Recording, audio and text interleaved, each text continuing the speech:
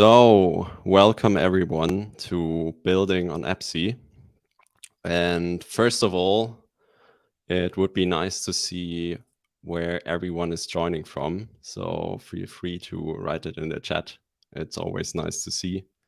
And also really important, make sure, so on the bottom right, wherever you're viewing this, make sure you have the full screen, because we will also share a demo later on. And there it's nice to have the full scale and use all the space you have on your device. And yeah, with that said, let's jump in and see what's on the agenda for today. First of all, the welcome we just did. So thanks again, everyone, for joining. I hope you're excited and to see what we can do with EBSI and Walt.id. And yeah, with that said, let's go into the intro to EBSI. Then after that, an introduction to Walt.id.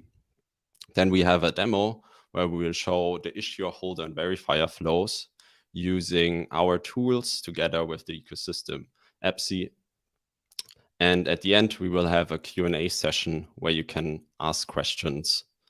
So, and with that, let's have welcome to the stage Maxine Lem from EBSI. Hey, Maxine. Hi, Tamino. Thank you for having me. Do you mind maybe showing the slides I've prepared? Thank you very much. So hi, everyone. I'm Maxine Lem. I'm a project officer working in the European Commission. The European Commission is a very big institution with a lot of different directorates. I work in the Directorate General for Informatics, so DG Digit, which is the technology arm of the European Commission, let's say. And within DG Digit, then I am co-responsible for the EBSI implementation. So this is what I'm going to explain to you today is all coming from a technical implementer standpoint, but not from a digital policy making standpoint.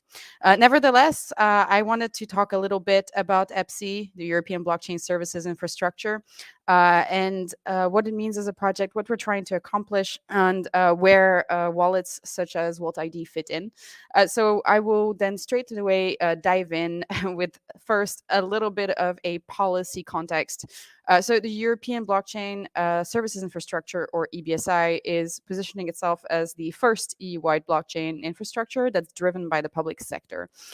So this comes with a set of value statements. We're trying to be a differentiator in the market by providing a cross-border, pan-European, but also regulation and values-driven blockchain project. We're trying to provide decentralized services that serve the public good. We're trying to basically change and innovate in the field of public services. We try to be private and sustainable by design, and we are, of course, EU governed. It's also important for you to know that the European Blockchain Services Infrastructure is not a project that is driven by or decided on solely by the European Commission. Behind the European Blockchain Services Infrastructure, you have the European Blockchain Partnership, or the EBP, which is made up of all EU member states plus 3 other countries, Liechtenstein, Norway, and Ukraine as observer. And the EBP is actually the body that decides on the strategic direction of EBSI, what kind of use cases we're going to be tackling. The EBP is also the body that governs over the node operators that make up the EBSI node network. So, now that I've said this, I want to state EBSI's goal very clearly for you. So our goal, what we feel is our job as the public sector investing in technology innovation, is to support public services when in their transition to the new web. So what I mean by this, and this is something that you all will know, obviously, and be very familiar with, is at the moment we're in this transition from Web 2 to Web 3. And this paradigm shift has obviously invited a government response of regulation. So you have the Digital Services Act, the Digital Markets Act, try to act and correct some what we consider to be issues with platform economy. Okay, so large platforms and the problems that can bring. But aside from regulation, what a project like EBSI thinks that the government should do as well is try to provide an alternative. So not just sticks, but also carrots. And this is where EBSI comes in. So we're definitely an innovation project, and we try to find ways for public services to position themselves in the new Web3, but in a way that is fair and privacy preserving. So this is EBSI's ethos. What also important is that while blockchain is at the heart of EBSI project, um, we aren't per se a blockchain only project. Our blockchain philosophy is to really go beyond the hype and deliver value to users. So in this case, citizens. We're not trying to force fit blockchain into every possible thing. We're trying to identify what the strengths of blockchain are and then find problems that can benefit from blockchain strength. So the fact that blockchain ledgers are decentralized, they're tamper-proof, and immutable, they're append only. Means that not all business problems require a blockchain solution. For one of the great downsides, I would say, but also, I mean, just a fact of the technology is that with blockchain, you absolutely cannot put personal data on chain. And so this is something that influences all of our technology designs, all of our specifications designs. We are GDPR compliant, and we recognize that blockchain is not a technology that you should put personal data on. Another thing that we try to do is to minimize on-chain storage in all of our use cases. So we really are trying to go beyond the sort of hype train that has now also slowed down a little bit with recent bad news in last year. And we've always had this philosophy of trying to see blockchain as more than just something popular that the regulators felt was cool to partake in. So we have some design principles in all of what EBSI does. Everything that we build, all of the use cases that we build, we try to follow these 3 design principles. So the first thing is that we apply participative design. So we want to make sure that what we build and disseminate in EBSI is truly useful. And that means that when we design specifications, we do so not only in collaboration with member state authorities or governmental bodies, but also with end users. That can mean, in obviously the most salient case that Walt.id will demonstrate, when it comes to verifiable credentials, we've been collaborated with universities in more than 20 European countries, with students, with software providers. Obviously, this is a good example. And we do this through the early adopter program. We just entering into wave 3 of the early adopter program. I'll give you a little show of the timeline for 2023 later. Another design principle is that we believe that our role as a government body, as a supranational government body, is to promote harmonization. So we spent a lot of care on selecting standards. We select open standards that we feel promote harmonization. This was behind the choice also to go with W3C's verifiable credential standard, but also all of the other protocols that we use. Because we want to avoid the proliferation of technical requirements and technical standards in order to make sure that the market is interoperable. Our third very important design principle is openness and freedom of choice. Openness means that we're trying to make the outcome of our work as open as possible so that the market can build on top of it. That means that the node software image that we're finalizing now for the rollout to production of EBSI's blockchain network is going to be published as open source so that anyone can also use that node software image to build a network of their own. But we also promote freedom of choice when it comes to citizens choosing a solution that they want to use, like a wallet, in the sense that we don't distribute our own wallet. We created a conformance testing service that is basically free of charge, and it is a self-service service, which means that any software company can pass conformance testing and check whether or not they can implement EBSI specifications in a specific use case and offer EBSI conformance services to their users. Here's a quick overview of the kinds of business problems that we're working on. So when I say business problems, I mean, we call these use cases. The most mature is verifiable credentials, which is tackling decentralized verification. We also obviously are looking into track and tracing. Blockchain is a natural candidate for looking at traceability. Trusted data exchange and IP management. What I want to tell you about this is that the choice of use cases is something that is done in collaboration with all of the member countries of the European Blockchain Partnership. and that we also collaborate with regulators within the European Commission that are working on non-blockchain projects like the EU Digital Identity Wallet. But for now, the most advanced use case, which is mature specifications, which anyone can find on our website, is verifiable credentials. And so verifiable credentials is basically our proposition for how verification should happen in a completely decentralized fashion. And like I've said before, blockchain is only one of several elements that we've been working on. And a lot of our work in this use case was not blockchain related. There are three main ingredients that allow us to make information easy to verify and almost impossible to fake in a way where users, so data subjects, control the information that they choose to reveal about themselves. One of these ingredients is blockchain. So the ledger allows us to have a database of trusted issuers of information that allow you to basically not just trust the information that you're presented with, but to verify it. And this is public. Only legal entities are recorded on chain, and there is a KYC process behind who's recorded on chain. The second ingredient, and the reason that this webinar is even possible, is digital wallets. There needs to be wallets for users to be able to request and then share verifiable credentials. They manage their own keys. They manage their own credentials. These are not on the ledger. They're all stored on the user's device. And then finally, the third ingredient is verifiable credentials, which is just a digital way of presenting claims about yourself. A verifiable credential is a structured data style document that is made up of three main elements. So metadata, when this was issued and which place. Claims, which are basically the things that you're trying to say about yourself, like I was born on this date, or I do have a valid driver's license, or I have this degree. And the third element of a verifiable credential is the proof, which is a signature, which allows us obviously to make sure that the claims being made are believable. Part of the claims include a reference to the issuer, which is then on ledger, and that's how you can verify the authenticity of the information. Now, like I said, wallets are one of the three big ingredients of how we can basically change the information verification ecosystem.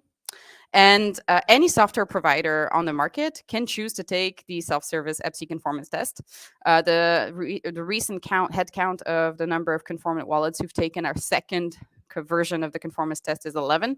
There are 10 more in the pipeline. And Walt.id is one of them. So thanks for them to them for taking the conformance test. Yes, we welcome any software providers who want to pass it to go ahead. It's on our website. It's all public and it's free. And it's completely self-service. So last slide that I will go on is just to give you an overview of what 2023 holds for EBSI and what you can expect. So the first quarter will likely see the release of new conformance test scenarios that are available for different wallet types. The conformance testing that is available now is for holder wallets. So that involves a natural person who has a credential, who wants to request, store, and then present credentials. That is what we call the holder wallet. These are the conformance testing scenarios that are currently available online. We're going to release new conformance testing scenarios for different type of wallet or application services, which include the issuance of a verifiable credential, the management of accreditations and authorizations for issuers who need their accreditations registered on the blockchain ledger, and for verification as well, for verifiers who want to check if a credential that they're presented with does indeed emanate from a trusted issuer. Around the middle of Q2, towards the end of Q2, we expect to launch a production network of EBSI. This is not a fixed and firm deadline, but we are trying to roll it out before the summer. And by the end of the year, we should have also launched a new governing body for EBSI, which is a governing body that is completely under control of all the member countries of the EBP, as the governance now is mixed between the European Commission and the member countries. So through all of this time, we will be running the early adopters wave 3. One of our absolute priorities this year is to get as many people adopting verifiable credentials as possible, in particular in the education domain and in the social security domain, for which we have stable, mature specifications. But we welcome other types of applications of verifiable credentials. Applications to join Early Adopters Wave 3 are rolling all year, so you can just check our website out on EBSI.eu. And if you have an idea for how we can apply this verification paradigm, or a piece of information that has an issuer, that has a holder, has a verifier, that requires this kind of verification pattern, and that isn't in the data models that we currently describe, please reach out. If you are a university or in the education field, please reach out. And if you have a product that you want to develop based on EBSI specifications and you want to test its conformance, feel free to go on our website and try the conformance testing. So with all that said, I think I can hand the floor back to our colleagues at Walt.id. And don't hesitate to type questions in the comments later. I'll stay until the end for the Q&A. Thank you.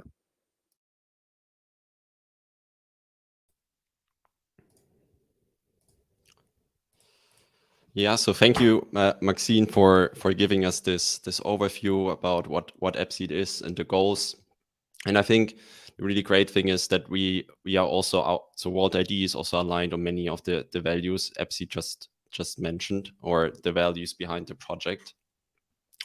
It's this focus on users and also this openness to further develop solutions and share information so we can innovate faster at the end.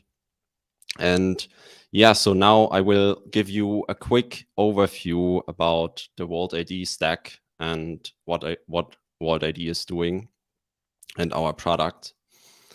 So here you have this overview, and we think about ourselves as enterprise-grade open source infrastructure for developers. And as you can see in the middle, this big Walt.id field, and then at the bottom, the different technologies, which now will be enabled through this new Web3 change, which also Maxine explained a little bit in the overview section from Web 1 to Web 3.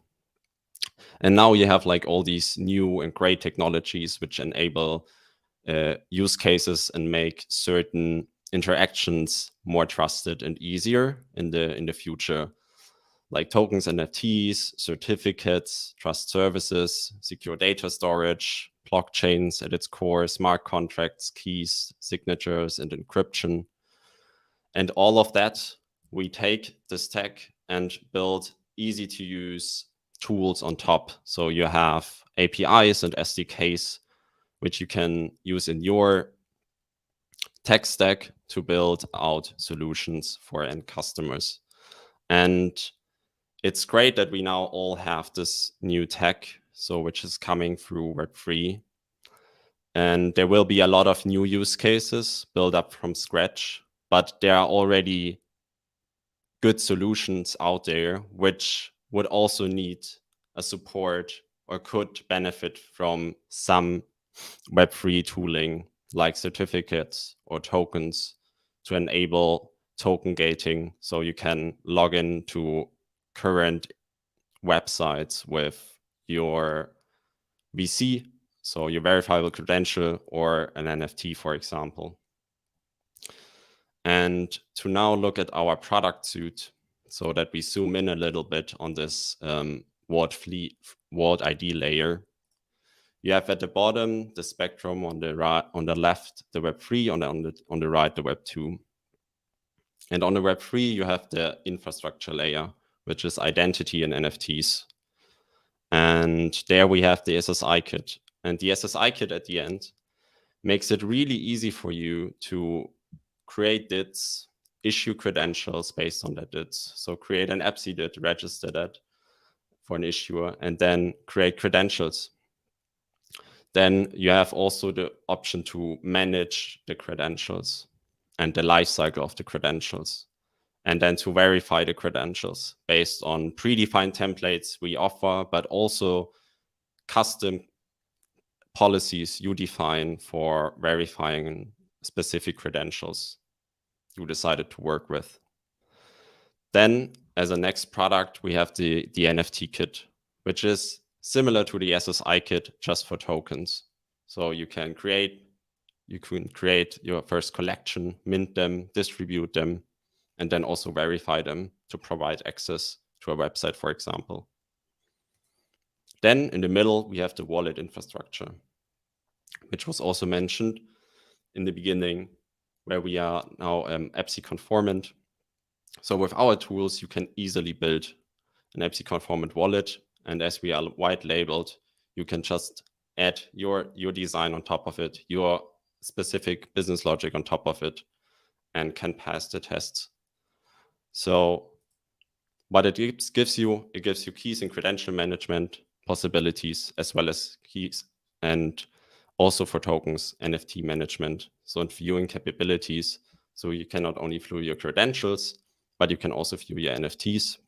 And if you get a request from an issuer, a request from a verifier, you can always see what you will be sharing, what kind of credentials. Then we have the storage kit, which helps you to enable any app with zero trust data storage and sharing capabilities. And as a last step on the spectrum, we have the IDP kit, which we think of as the Web 2 bridge, where you can now take all this great new technology and use it to build, for example, login to a website, to a Web 2 website. And as it is built on the basics of OIDC. And you all probably know this login with Facebook, login with Apple, or login with Twitter button. And behind the scenes, they are all using the same flow. So they are all built up on the OIDC standards. And we now brought that to SSI and NFTs. So you can enable the same thing with the same providers like Auth0 or Keycloak, and have a login with SSI and login with NFT. So now the question is, we have all this different tech and these different products, but how can you now start using them and build solutions? And as already said on the beginning, we also share this value of openness, so open source. So you can take our products and just tweak them and make whatever you want with them and build your solution. And if you want even more ease of use and less headaches, we're also working on a cloud platform, which makes it even easier for you to get started with building a solution. And yeah, now we have this quick overview about what Walt.id is and what we are doing, what products we offer. Let's now dive in the exact use case. So the ecosystem EBSI and Walt.id and what you can do with it, and see it also in action, because it's often better for understanding if you see it in real, how a real use case would look like. So building on EBSI with Walt.id, what will be today our demo?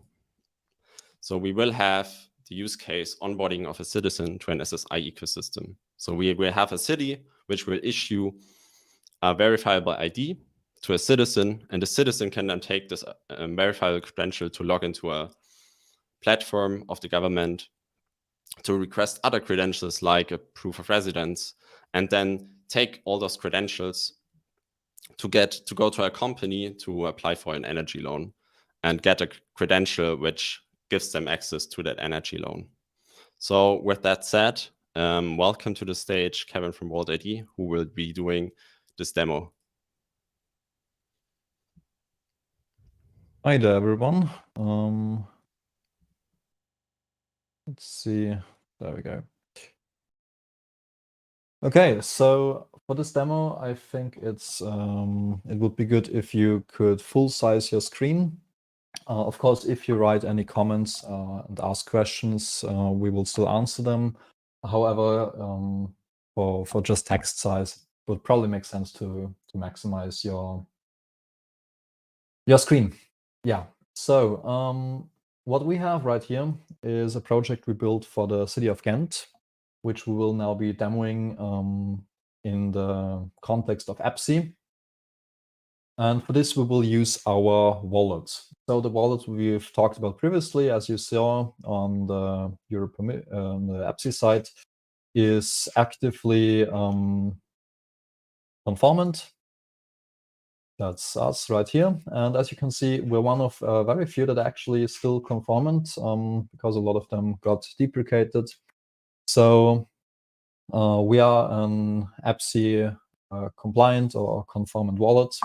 And we are also striving for being conformant also for the next versions released. So let's take our wallet. This is our wallet right here. We have it. I think I'll show most flows just on both devices so that you see how it works in the cross-device flow and how it works on the same device flow. The cross-device flow in this case, this is my phone. This is my actual phone. For this reason, probably makes sense to enable this. There we go, so that we're not disturbed. And then we'll just go through the different flows. What we'll start with is requesting a verifiable ID. In this case, as Tamina showed us previously, this is what we call onboarding. This is a question we get asked quite often. How does one associate a DIT with an actual person? In this case, the city of Ghent uses personal identification numbers, and I will use this example number now, which is our CTO, to claim this verifiable ID credential. So this is a different authority, because usually you have multiple different authorities and use forms to communicate with each of them, and they often don't talk with each other. So this is also something that can be easily solved using credentials. So I will issue myself this verifiable ID credential now by simply clicking Start Issuance. And we now have the option of either using the web wallet or an wallet app, or using this QR code. So this is what we call the cross-device flow, the mobile flow, which is scanning this QR code. The wallet app is the native flow, so opening up a native wallet. And the web wallet, of course, is a web wallet, as you saw right here. So I'll first start with the mobile wallet. For this, I simply scan the QR code, very quick, and we already see that we were offered this verifiable ID. Of course, I will accept this. Now I received this credential from this DIT EBSI issuer. It's verifiable ID document, valid, it has all the data we've seen previously. And I accept this, and now I have it in my wallet. On the other hand, we will try this web wallet, which is a different account, so that we can see the credential issuance. And let's also first showcase how we can onboard onto EBSI. For this, we go into the settings, the ecosystems, and you see our wallet supports a couple of different ecosystems. Right now, we use this peer-to-peer DIT key, but let's also use the DIT EBSI. For this, we will click on Add for DIT EBSI. We also support a couple of other ones, but of course, this is an EBSI focused demo now. We support both versions. Let's take a V2 and click Submit. And now I have a DIT EBSI DIT. Let's also set it as default. We select the ecosystem, set the DIT EBSI as default, and that's it. I already did this in this wallet. So I didn't actually. Okay, let's also do it here. It's really quick, as you saw. We just click here. Then we'll select it. And that's it. Now we're onboarded onto EBSI. So if I now issue this to the web wallet, same thing happens. I click accept. I see the credential. And now the issuer is a EBSI. Let's make this a bit bigger maybe, so we can see more of the issuer. There we go. The issuer is a EBSI. And the subject, so the holder, we are also this EBSI that we just created. Right. So we now have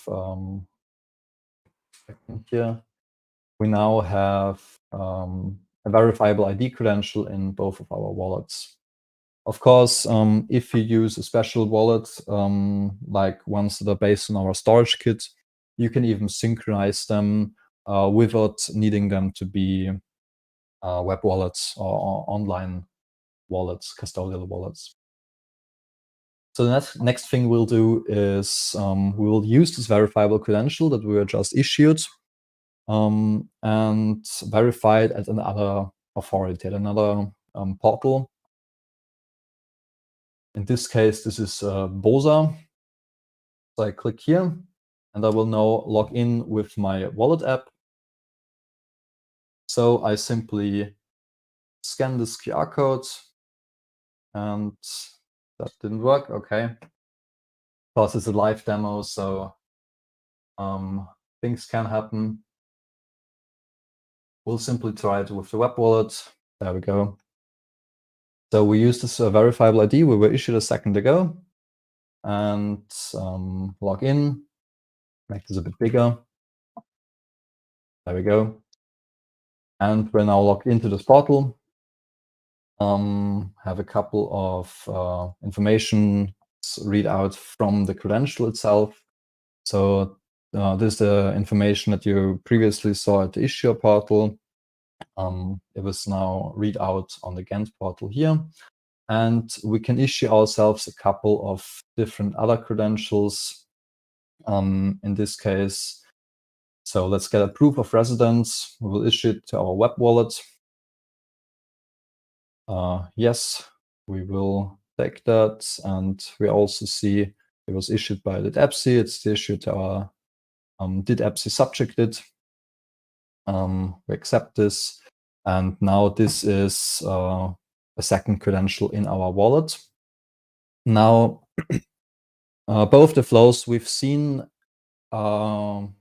so-called funny name, issuer-initiated issuance. However, there's also a second issuance flow, which is called holder-initiated issuance. This is when doing issuance started from the wallet. So in this case, we have this request credential buttons here, and we can choose an issuer portal. We have a couple of default issuer portals, for example, yes.com for the European bank identity, or onboarding service for GaiaX. But let's take this issuer portal. There we have a couple of different credentials, a lot more. Let's take an open batch credential. We'll simply fetch this credential, which will redirect us to the issuer page here. This is the issuer portal or test portal. We could also edit this data in here. Let's take the defaults. And we were now issued this credential. Special thing about the open batch credential is that it's displaying a photo, base64 encoded, I think. Accept this. And now we have 3 different credentials in our wallet.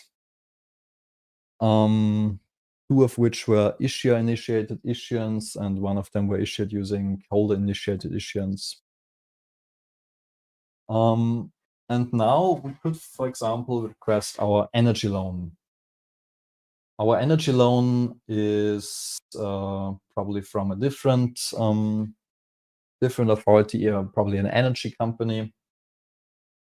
We'll present our 3 credentials we were issued, and we're now logged in, and we can now claim an energy loan, which will also issue to our wallet.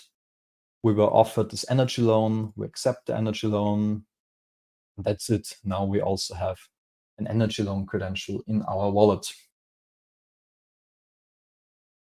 Yeah, and what we can now do is use these credentials also on other platforms. For example, on we have a Discord bot built also using open source libraries and is also open source.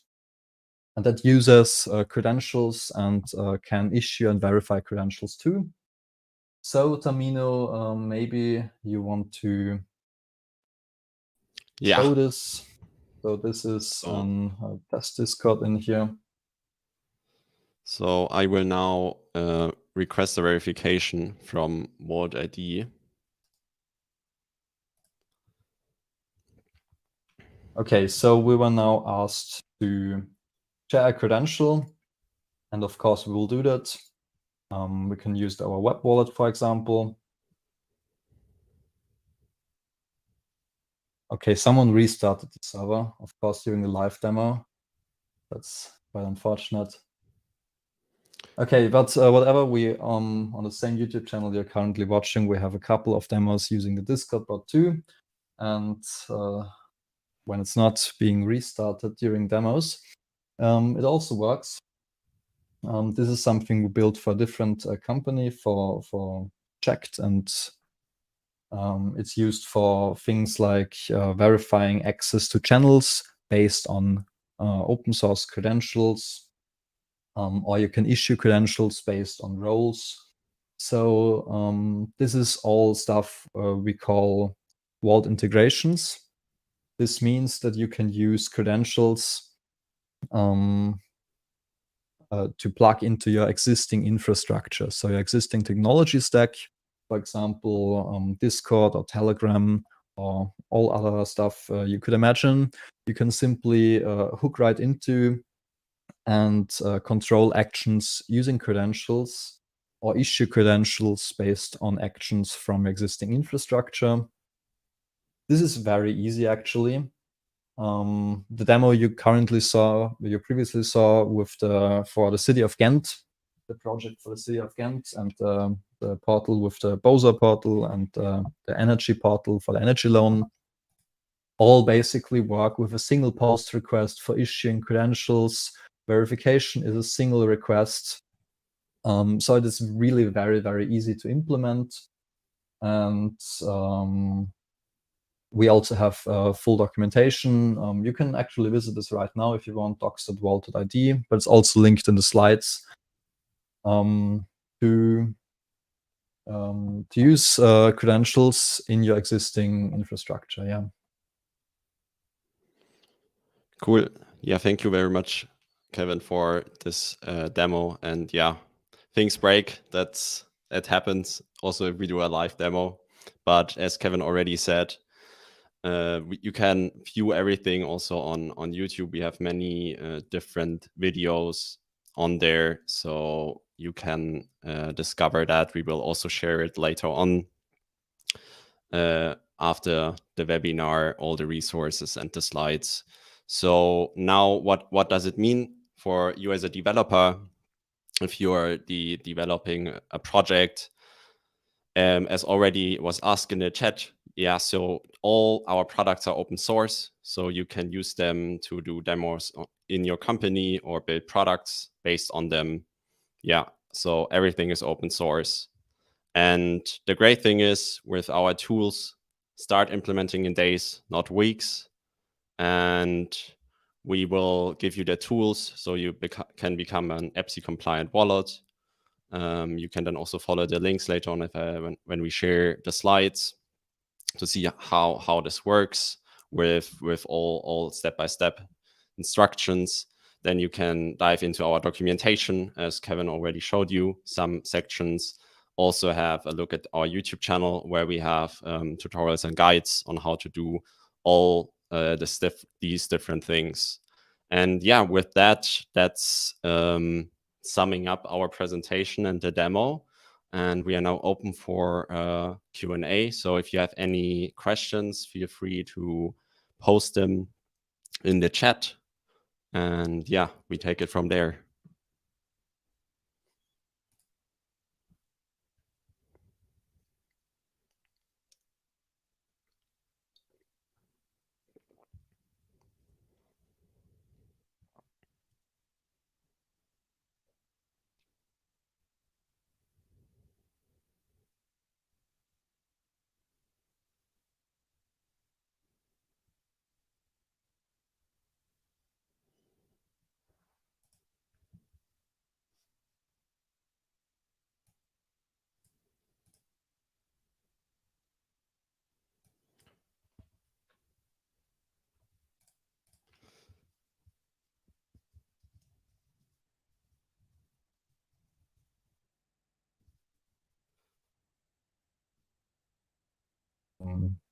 So Kevin, regarding proper the app. regarding the Android, so yeah, I think you can easily include our libraries, right? As it's Kotlin Yes, to also Android. include our libraries. However, they are pretty big right now. We have a lot of integrations. However, for the next months, we have planned to cut the SSI kit into smaller modules so that the overall size is not that big, because we include functionality for a lot of different ecosystems. We include a lot of functionality in general. And a lot of this might not be needed for your specific use case. Then you can use the smaller libraries too. I think that makes sense. But of course, the approach we use a lot is our hybrid approach. That's also explained in the storage kit a lot. But yes, it is available. If you look at our GitHub, github.com/Walt-id, everything's there, everything's open source. Electronic signature format. Well, we both support JWT signatures and LD proof. These are the two main signature formats. We support them both.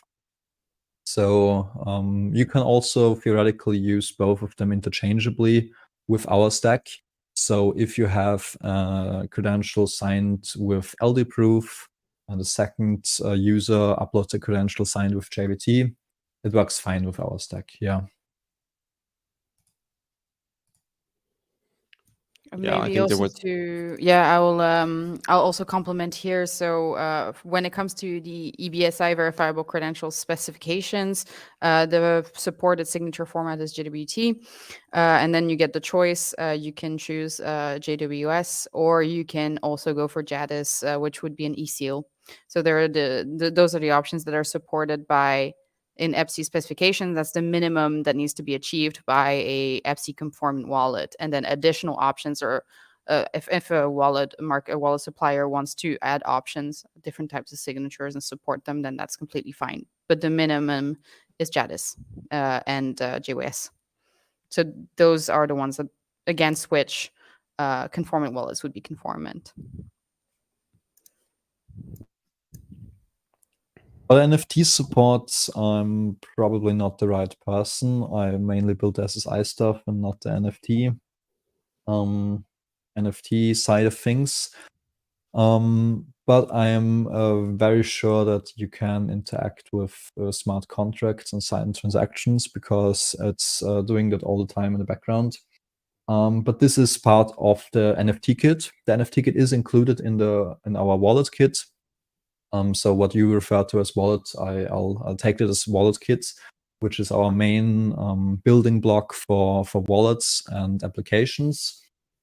Our web wallet, of course, the front end that interacts with the wallet kit, its NFT support is, I'm not sure if it's limited on what degree on NFTs. I know the NFTs are possible in the web wallet front end too. I've seen the demos and projects built with that. But if you can sign transactions from the web wallet, I'm not sure, but I know that the NFT kit is able to do that. Cool. Yeah, I think thanks everyone again also for all the questions, but we're running out of time. So what we will do, we will review them and also you can ask them again in our Discord channel. Go a few real quick though. Should we? Okay. Yeah, feel free to choose then another one. I'm not sure what's meant with the by API possible to activate connections using QR code. So it is both possible to issue credentials using QR code as well, and to verify credentials. So in this case, I mean, you can use the mobile wallet, scan an issuance QR code, and you receive the specified credential to your wallet. And you can scan a verification QR code. So the first one is OpenID initiate issuance, the second one is OpenID. you can scan a verification QR code and thus transmit your credential from your wallet to this application, which will then verify it. OpenID and protocols interaction implement. Yes, so OpenID protocol under the hood, indeed, yeah, which this is used for SIOP. SIOP is based on OpenID, and this is what we transfer the credentials with. It's also open-sended, everything. If you mean for authentication, this is exactly what's done with the IDP kit. So the IDP kit is an OIDC provider you can embed into your applications, or if you have already existing applications that support OIDC, for example, I think like in GitLab you can log in with OIDC and a lot of different applications. Then the IDP kit is a perfect component. It on the one side speaks SSI and NFT and sign in with Ethereum and all of this stuff.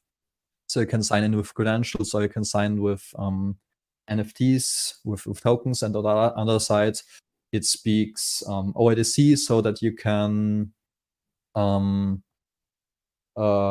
connect it with your applications.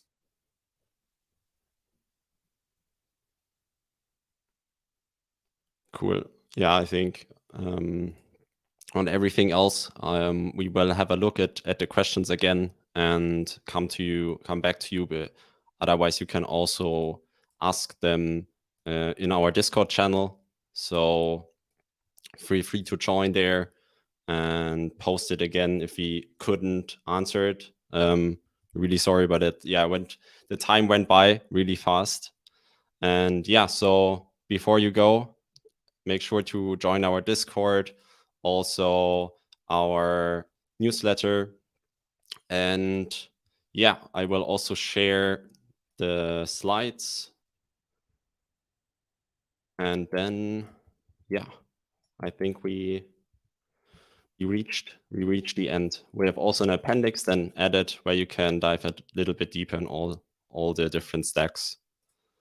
And yeah, with that said, thank you, Kevin and Maxine, for joining today and taking the time. And yeah, have a great day, everyone, and see you soon. Thank you.